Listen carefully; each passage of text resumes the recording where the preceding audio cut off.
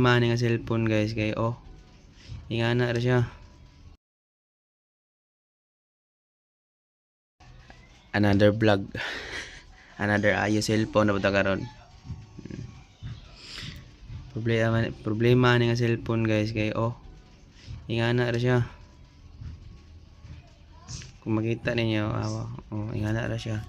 Tapos kung i-charge nimo 1% ra siya permi. Pag i-charge nimo gi-charge okay na isa ka oras na 1% ra siya permi nga unit.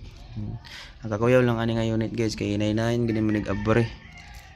Kay kung masubra ako nimo largo do egg chance madaot na iyang kani back cover niya nga pintal. So natanggal na yang back cover walang nako na videoan.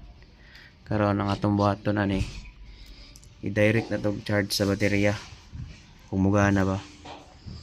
Kay kung mugana nga i-charge largo siya sa baterya di okay kayo. Ulian na ni nga cellphone.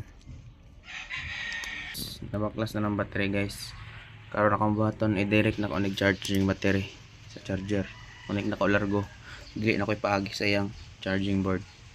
Direct na to og charge diri sa baterya. So mani yang kahimtang guys. I-direct na og charge ito sa charger niya. Ang baterya. Ato sa ning wat-watan. Tanan na to og masudlan ba og kuryente. Kay og diri na to iagi pero may mag 1% ra magud siya. So diri na to iagi. Kuha ra na to positive ug negative ani.